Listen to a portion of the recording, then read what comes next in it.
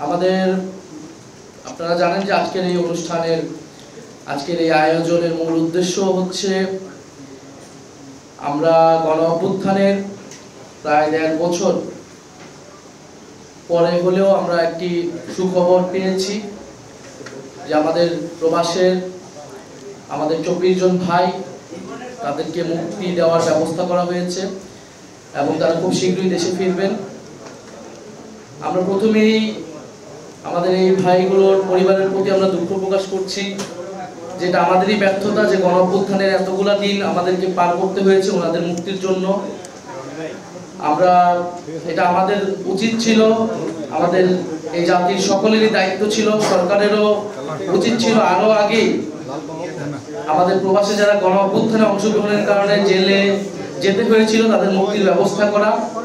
এর আগে 188 জনকে আমরা ছাড়াতে পেরেছিলাম, কিন্তু বাকি 25 জন রয়ে গেছিল। সেই 25 জনের জন্য তাদের পরিবাররা এতগুলা দিন অনেক কষ্টের সহিত তারা তাদের দিন যাপন করতে হয়েছে। বিভিন্ন সরকারি দপ্তরে, বিভিন্ন রাজনৈতিক অফিসে তারা গিয়েছেন।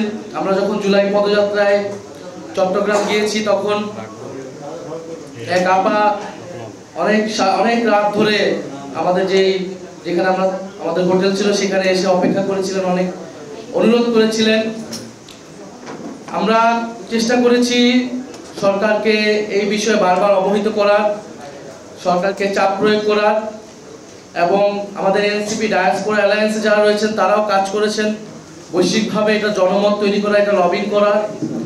কারণ এই মানুষগুলাকে আমরা মনে করি যে আমাদের গণ অভ্যুত্থানের শক্তি এবং তারা হচ্ছে জুলাই গণ অভ্যুত্থানের যোদ্ধা। ফলে এই জুলাই যোদ্ধাদের মর্যাদা নিশ্চিত করা আমাদের সকলেরই দায়িত্ব। গণ অভ্যুত্থানের সময় তারা যে সাহসী ভূমিকা পালন করেছিলেন সেটা এই জাতি কোনো কালই ভুলবে না। আমরা দেখেছি যে গণ অভ্যুত্থানের সময়ে যখন একটা পর্যায়ে আমরা বাংলাদেশের রাজপথে আমরা নামতে পারতেছিলাম না, আমাদেরকে ডিবি অফিসে ধরে নিয়ে যাওয়া হয়েছিল, সেই সময় কিন্তু বৈশ্বিকভাবে এই ফ্যাসিস্ট শেখ হাসিনা সরকারের বিরুদ্ধে একটা জনমত তৈরি করেছিল প্রবাসে থাকা আমাদের ছাত্র, শ্রমিক এবং অন্যান্য পেশাজীবীর মানুষেরা। পৃথিবীর প্রায় প্রতিটা দেশে যেখানে বাংলাদেশিরা রয়েছে তারা প্রত্যেকে কথা বলেছে, প্রত্যেকে সেখানে রাজপথে নেমেছে, কর্তৃপক্ষের কাছে জানিয়েছে এবং অনলাইনে তারা ক্যাম্পেইন করেছে।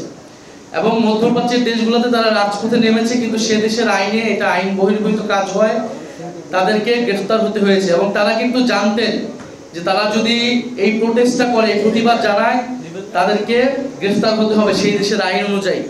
এবং যদি সরকার পতন না হতো তাহলে কিন্তু তারা কোনোদিনই হয়তো জেল থেকে মুক্তি পেতেন না, দেশে আসা তো পরের কথা।